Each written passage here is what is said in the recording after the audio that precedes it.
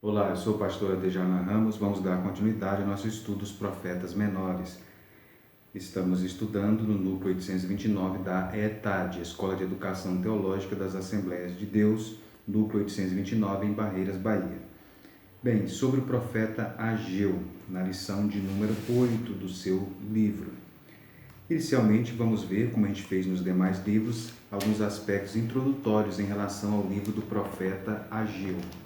O livro do profeta Ageu, ele faz parte de um período que é chamado de retorno ou diáspora. Você que tem a Bíblia de estudo em ordem cronológica, você pode observar, né? Esse período, então, é chamado de período do retorno ou da diáspora.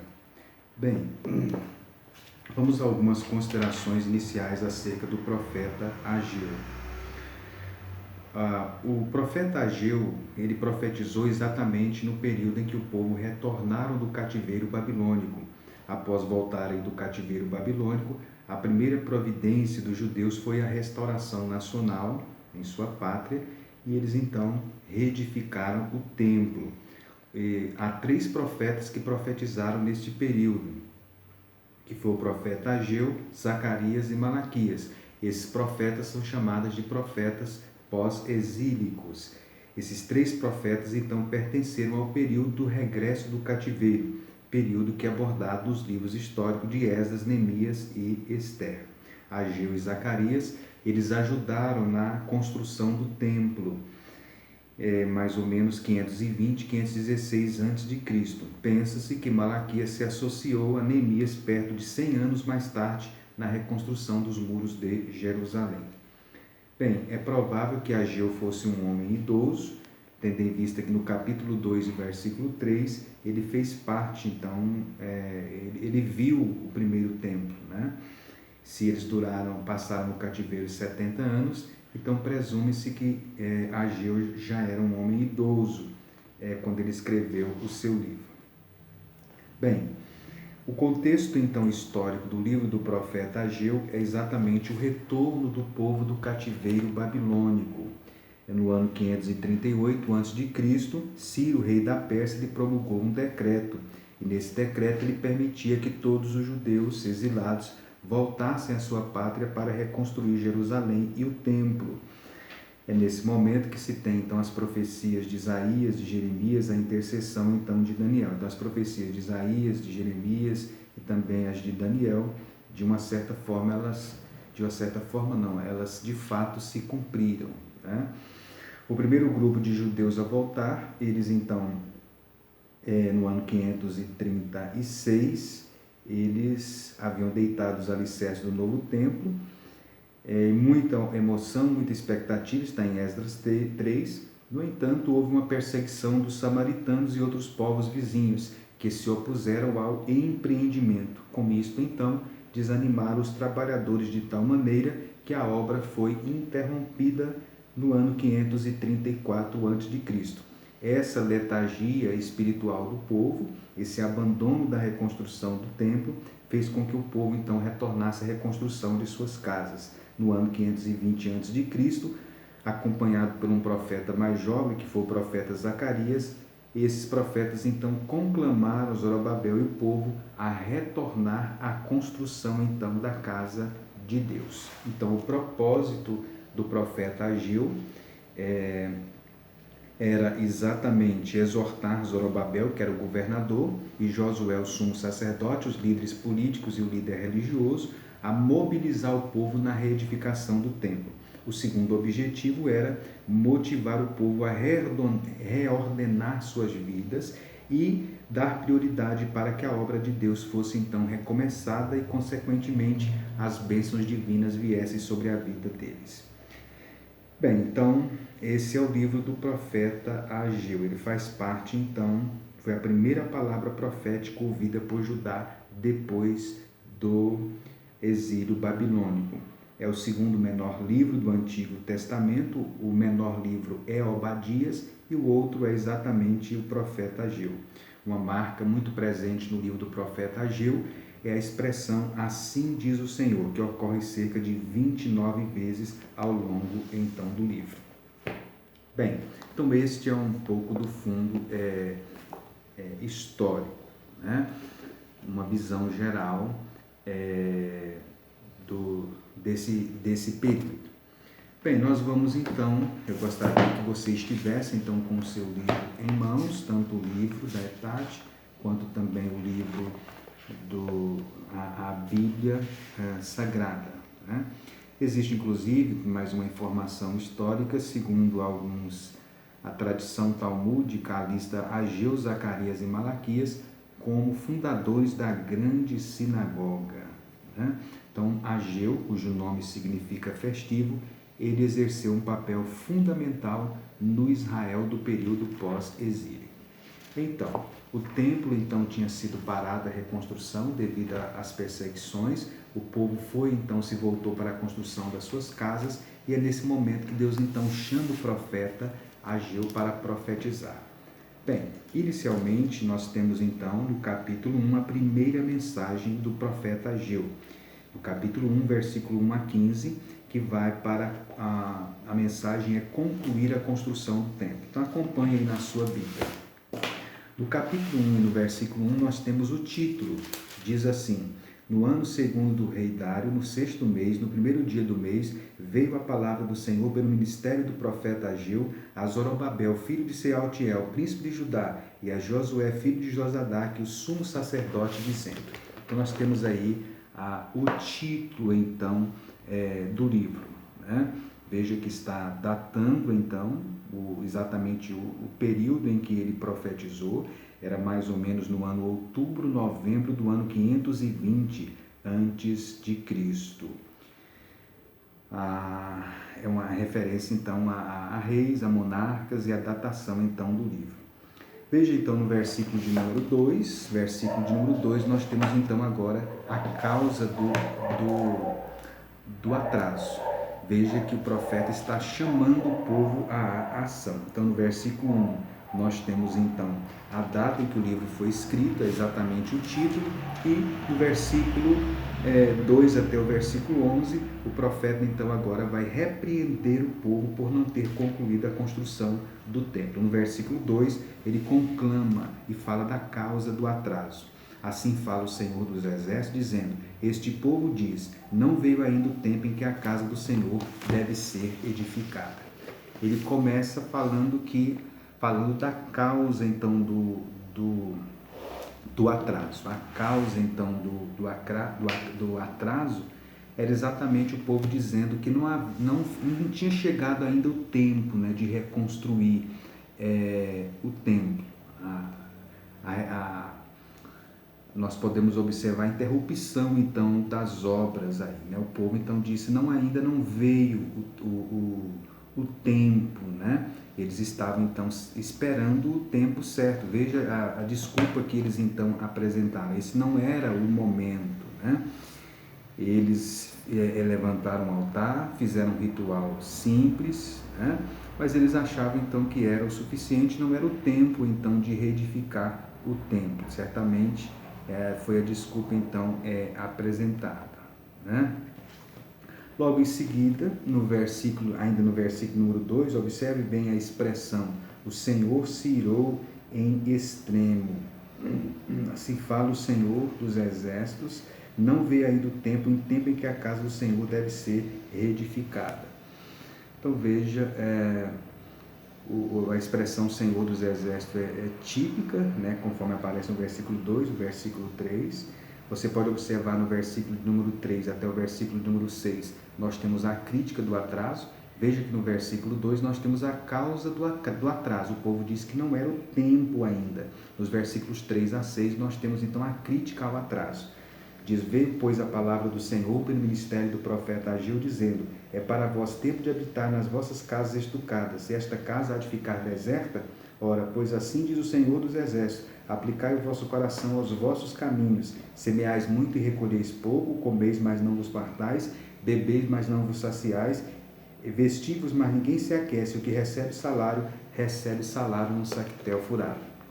Então veja aqui a crítica em relação ao atraso, né? Deus disse no versículo 4, não sejais como não sejais como os vossos pais, né? Podemos observar aí, veja que havia um ditado, né, do povo, dizendo que não tinha chegado o tempo ainda para habitar, para construir a casa do Senhor. No versículo de número 4, olha bem a expressão casas estucadas, né? Casas estucadas, ou seja, eles estavam tendo prioridades, exatamente prioridades equivocadas, né? O povo então estava satisfazendo seus próprios interesses.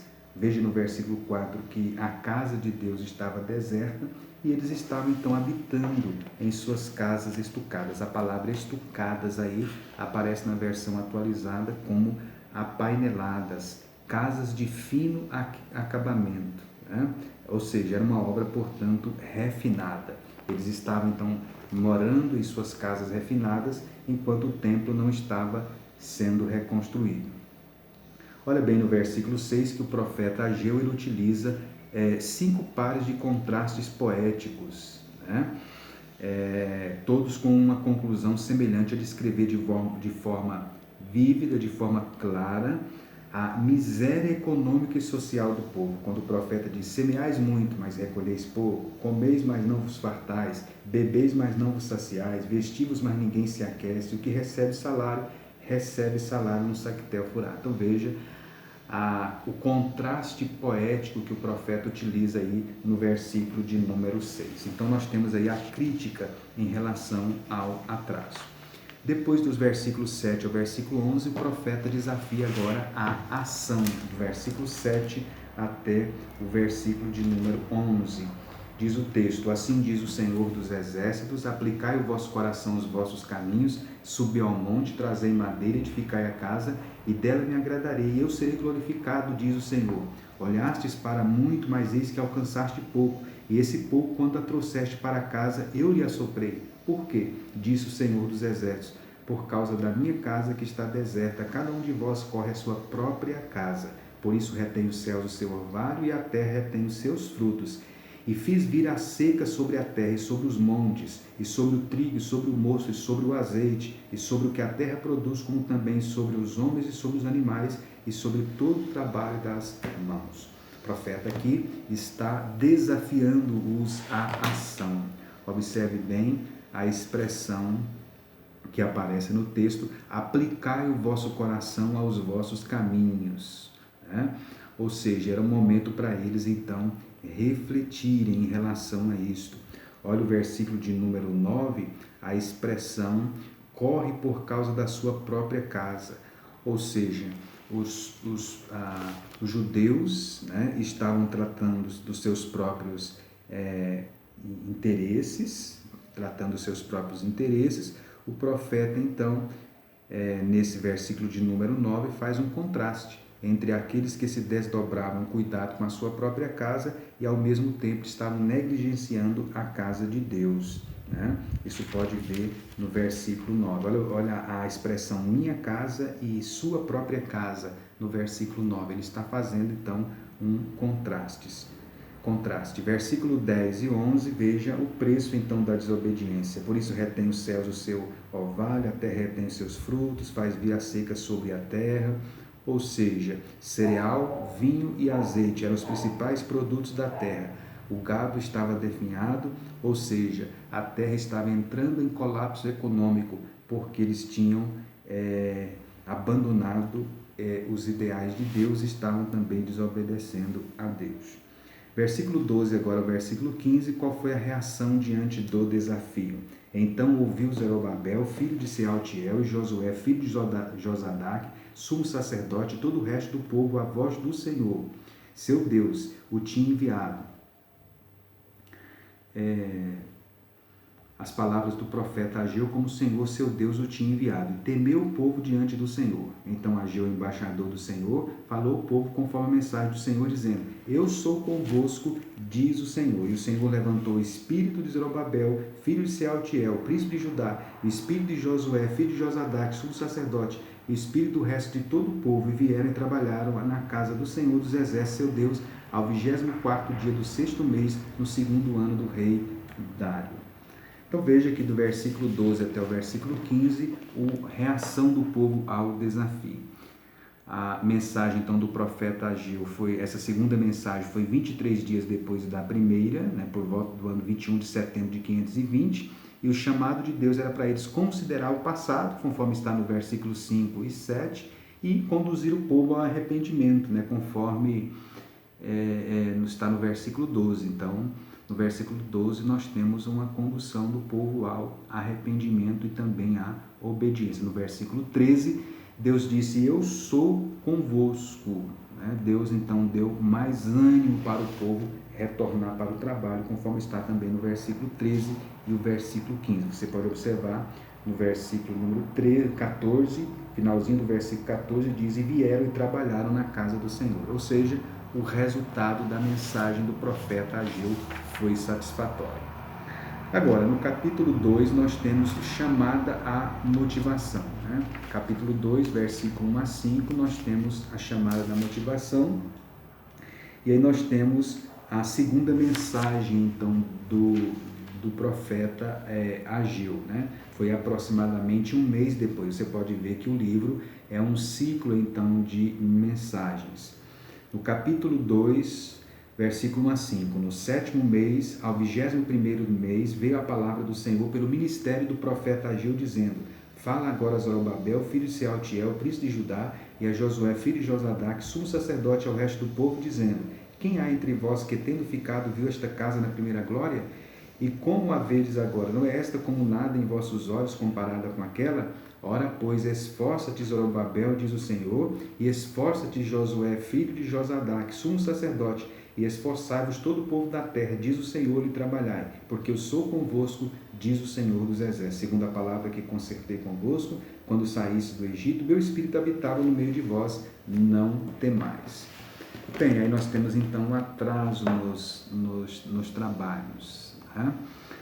Veja que nesse dia, o segundo ano, 21º do mês, era o mês de Tíris, corresponde ao nosso 17 de outubro, então seria aqui 17 de outubro de 520 a.C., de acordo com Levítico 23, era o último dia da festa do tabernáculo, uma festa então que se comemorava a provisão de Deus durante os 40 anos em que Israel peregrinou no deserto, e dava-se também graças pela colheita. É nessa ocasião que o Senhor deu uma mensagem, uma terceira mensagem para Ageu. Veja no capítulo 2, o versículo 2, que a primeira mensagem ela foi dirigida aos líderes, estava no capítulo 1, versículo 1, e agora ela é dirigida ao povo de uma forma geral. Você pode observar isso aí, e ao resto do povo, no capítulo 2, o versículo 2. Olha no versículo 4 a expressão ser forte. Deus queria tratar do desânimo então do povo, e Deus então está estimulando o povo a retornar ao trabalho, a serem fortes. Eu sou convosco, seja forte. No versículo de número 5, nós observamos aí que além do consolo que Deus deu para o povo, e também com o ânimo que Deus deu para o povo, nós temos aí a promessa de que o Espírito habitava no meio de vós, não temais. Ou seja, Deus então lembra de que o Espírito estava com eles da mesma forma que o Espírito esteve com eles quando eles saíram do Egito, no ano 1445. Então veja a questão da expressão meu espírito aí. No versículo 6 e 7, Deus faz então agora, nós temos uma profecia, versículos 6 e 7, farei abalar. Veja bem essa expressão do versículo 6 e 7, farei abalar. O abalo dos corpos celestes e das nações aqui vai além da eliminação histórica de alguns reinos e com a conquista da Pérsia pela Grécia. O texto então está abordando uma espécie de cataclisma universal, a subjugação das nações em relação ao Messias e o estabelecimento do reino que jamais será destruído. Então, nesses versículos 6 e 7, nós temos então um momento singular de uma profecia, quando então todos os reinos vão se submeter ao Messias. No versículo 7, nós temos aí quando diz o texto, virá o desejado das nações. Essa expressão desejado das nações, ela tem gerado algumas polêmicas, né? O que seria essa expressão desejado de todas as nações, ou o que as nações desejam? Alguns acham que é uma referência ao Messias, né? Desenvolveu uma linha de interpretação que era uma referência ao Messias. No entanto, alguns comentários, eles dizem que não está se referindo especificamente ao Messias, já que a tradução aí, no singular, seria uma tradução enganosa, né? O verbo está no plural, então isso exige um sujeito também no plural. Então, nesse caso, estaria aí em foco a prata e o ouro, que seriam as coisas que as nações desejavam, né? Algumas versões trazem coisas escolhidas, coisas desejáveis de todas as nações, como diz a Almeida Revista Atualizada. Então, é uma referência aos tesouros caros, às riquezas das nações que iriam embelezar o templo, né? Mas você vai encontrar alguns que entendem que é uma referência ao Messias. No versículo de número 7 também fala: encherei esta casa de glória, ou seja, a glória de Deus enchendo o templo de Zorobabel. Da mesma forma que a glória, a Shekinah, encheu o primeiro templo no período de Salomão, a glória também vai encher o templo no período milenial, está em Ezequiel 43:5. Aqui está falando então do enchimento de glória do templo, né? Ou seja, essa glorificação aqui não pode se referir à presença física de Cristo no templo no período de Herodes. Por quê? Porque os versículos 6 até os versículos número 9 não tem paralelos históricos. Então, se dos versículos 6 a 9 não tem paralelos históricos, então isso aqui só pode estar se referindo ao reino davídico milenar do Messias e a presença dele no templo desse período. Então, os estudiosos entendem que é uma referência então ao templo milenial, né, com a presença de Cristo. Bem, logo em seguida, versículos agora 10 até o 19, nós temos chamada à paciência, versículos 10 ao versículo de número 19, chamada a terceira mensagem, né? Versículo 10 a 19, é chamada a santidade com bênçãos. Veja bem, versículo de número 10. E ao 24º dia do mês nono, no segundo ano de Dário, veio a palavra do Senhor pelo ministério do profeta Ageu, dizendo: assim diz o Senhor dos Exércitos, pergunta agora aos sacerdotes acerca da lei, dizendo: se alguém leva carne santa na aba da sua veste, com a sua aba tocar no pão ou no guisado, ou no vinho ou no azeite, ou em qualquer outro mantimento, ficará este santificado? E os sacerdotes respondendo diziam: não. E disse Ageu: se alguém que se tinha tornado impuro pelo contato com o corpo morto tocar em alguma dessas coisas, ficará isso imundo? E os sacerdotes responderam diziam: ficará imunda. Então respondeu Ageu e disse: assim é este povo e assim esta nação diante do meu rosto, diz o Senhor, e assim é toda a obra das suas mãos, e tudo que dali oferecerem imundo é. Então veja aqui, nesses versículos de número 10 a 19, o profeta então recebe a terceira mensagem, né? No mês de Quisleu, corresponde ao 18 de dezembro de um ano 520, né? O profeta, nesse momento, ele faz uma analogia, ele utiliza de uma analogia, uma lição prática para o povo. Ele faz duas perguntas para o povo nesse texto. Essas perguntas estavam relacionadas à lei cerimonial. A primeira pergunta que ele faz é se a pureza cerimonial, dizendo que a pureza cerimonial não pode ser transferida, está no versículo 12, enquanto a segunda mostra que a impureza cerimonial pode ser transferida. Veja bem a pergunta então que ele faz nos versículos 10 a 12. O propósito aqui era mostrar que a pecaminosidade é mais contagiosa do que a santidade. Veja a pergunta que ele faz, né? A peça de roupa que condicionou a carne santa torna santo o que tocar? Os sacerdotes diziam não, né? Se uma carne santa ou a peça de roupa que proporcionou a carne santa não torna santo o que tocar, eles responderam que não. Mas a segunda pergunta, aquilo que se tinha tornado impuro pelo contato com o corpo morto, contamina o que tocar? E os sacerdotes responderam que sim. Ou seja, o argumento aqui era exatamente que aquilo que era cerimonialmente santo não podia consagrar o que tocasse. Uma coisa santa não podia consagrar uma coisa que era imunda quando essa coisa santa tocasse nela. Mas o contrário poderia acontecer. Ou seja, uma pessoa impura, se tocasse uma coisa santa, poderia então tornar impura. Então veja que o profeta aqui ele quer mostrar, e aí ele faz então a aplicação, no versículo número 14, o povo tinha negligenciado a reconstrução da casa de Deus, mas estavam levando então suas ofertas e achava que isso as tornava aceitáveis. Então, por causa do seu pecado, os sacrifícios então que eles estavam oferecendo a Deus eram contaminados e eram ineficazes, ou seja, suas obras e suas ofertas não podiam transmitir pureza. Ou seja, o pecado é contagioso, mas a justiça não. Então veja que desses versículos 12, né, ao 14, 11 ao 14, nós temos a analogia utilizada pelo profeta. Logo em seguida, versículo 15, agora, pois, aplicai o vosso coração a isso, desde esse dia em diante, antes de pôr pedra sobre pedra no templo do Senhor. Depois daquele tempo, veio alguém a um monte de 20 medidas, e havia somente 10. Vindo ao lagar para tirar 50, havia somente 20. Feri-vos com a queimadura e com a ferrugem e com a saraiva, e em toda a obra de vossas mãos não houve entre vós quem voltasse para mim, diz o Senhor.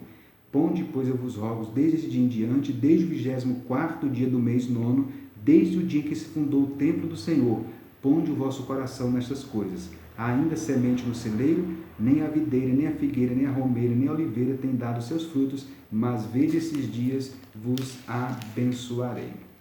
Então aqui, dos versículos do 11 ao 14, nós vemos o aspecto corruptor do pecado, e dos versículos 15 até o 19, nós temos a bênção da obediência. No versículo de número 15, né, Deus então pede que o povo considere a necessidade, né, de voltarem à construção, porém, antes de voltarem à construção, eles devem também considerar a situação deles antes de terem retomado as obras da construção. Né? É nesse momento, então, no versículo 16, fala inclusive de medidas, aí, 20 medidas, 10, 50, 20, ou seja, entre 50% e 60% da produção esperada havia se perdido. É o que a gente pode ver nesses versículos, né? Versículo 15, o versículo de número 16. Mas no versículo de número 19, Deus então faz promessas então de bênção se eles obedecessem. Versículo de número 19, Deus disse então que daquele dia em diante Deus os iria abençoá-los, ou seja, como resultado da bênção do remanescente, Deus prometeu abençoá-los daquele dia em diante. E aí, finalizando, versículos 20 agora, versículo de número 20 até o versículo 23, nós temos a quarta mensagem do profeta Ageu, é uma promessa profética, né? Versículo 20, nós temos a data, veio a palavra do Senhor a Ageu, aos 24 do mês, dizendo, e o versículo 21 e 22, nós temos a ruína futura das nações. Olha o 21, fala Zorobabel, príncipe de Judá, dizendo, farei tremer os céus e a terra, derribarei o trono dos reinos e destruirei a força dos reis das nações, destruirei o carro que nele se assenta e os cavalos dos que andam montados neles cairão, cada um pela espada do seu irmão. Veja, aqui nesse texto, nós temos então a profecia dirigida a Zorobabel, que era o governador, e essa profecia está inclusive relacionada ao período do milênio, né? Todos os reinos do mundo vão ser destruídos e derrotados para a implantação do reino messiânico no período milenial. É o que a gente pode observar então aqui nesse texto. E finalizando no versículo de número 23, né, ele conclui dizendo, naquele dia, diz o Senhor dos Exércitos, Te tomarei, ó Zorobabel, filho de Sealtiel, servo meu, diz o Senhor, e te farei com um anel de selar, porque ali te escolhi, diz o Senhor dos Exércitos.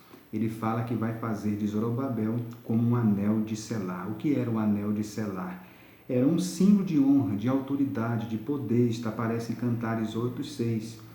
Cantares 8:6 corresponde ao cetro do rei que era usado para selar cartas e decretos. Está em 1 Reis 21:8, Esther 8:8 e Daniel 6:17. Ou seja, com o anel de selar de Deus, então Zorobabel é o representante oficial da dinastia davídica e simboliza a continuação da linhagem messiânica interrompida pelo exílio.